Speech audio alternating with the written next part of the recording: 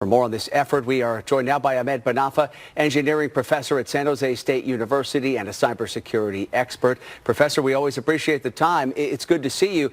Lay this out for us, if you could. What are the advantages for governments and companies to set up their own separate AI systems? Good to see you, Alex. It's basically, number one is the privacy and security. Economic advantage, that will be some of the things that you can see, strategic growth, because now you own everything. The infrastructure, as you mentioned in the report, is you own all the data centers and the hardware. You have the people are, from the country working on the AI, and also the data you are using, it actually belongs to the country. And beside that one, the institution that you're working with, whether it's schools, universities, or companies, are within the country. So you have complete control on the flow of the AI. All right, so I know that the CEO of NVIDIA described these as being essentially AI factories for various companies or business entities here. What is it going to take for countries like the United States to create their own broad AI systems? What is this going to look like? We already have, most of the pieces for the sovereign AI, because the hardware is here in the United States. We're talking about the talents. It's here in the United States. It's a matter of controlling the other pieces, which is, like the semiconductors that use, the chips that use in the AI. We need to manufacture them inside the United States.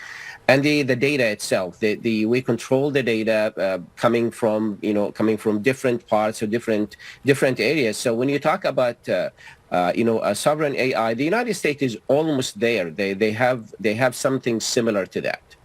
All right, so what is the significance of this partnership that was announced at the conference this week between NVIDIA and Oracle, two massive tech companies here in Silicon Valley? What is it going to mean to combine Oracle's cloud computing systems with NVIDIA's powerful super chips that we've been talking a lot about that are obviously crucial to operating AI systems?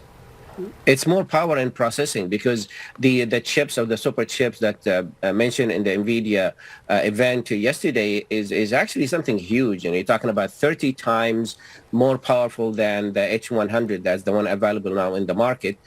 With less power, and that's the amazing thing about it. And when you talk about the cloud infrastructure from Oracle's, you are giving them the place and the infrastructure where they can use the chips and now start the process. Mm-hmm. What's left is the talents and the data, and this is something they can fill and they can add to the mix. And is that going to sort of democratize AI in a sense for countries that don't have the same kind of resources as, let's say, the United States?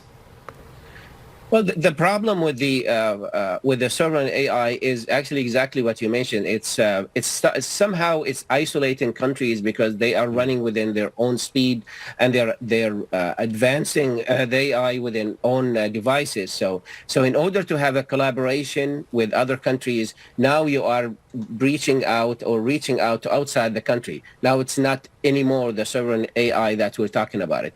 It's the whole idea of sovereign AI is not to rely on another country just in case something happened, then you're going to shut you down completely, and then you're paralyzed when it comes to AI. All right, but help me understand this. I mean, if my AI system here in this country or with this company is scraping the internet, looking for data, as we know AI systems do, is it going to be able to access information still from other countries? It's still going to be able. We're still going to have sharing of data in some sense, right? We're not going to all just be in our own AI bubbles.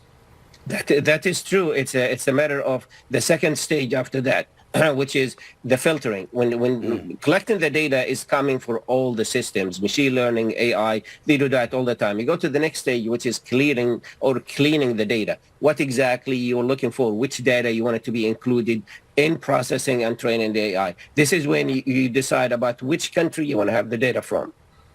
All right. Ahmed Banafa, engineering professor at San Jose State University. We have to leave the conversation there. Appreciate your insight. Thank you. Thank you, Alex.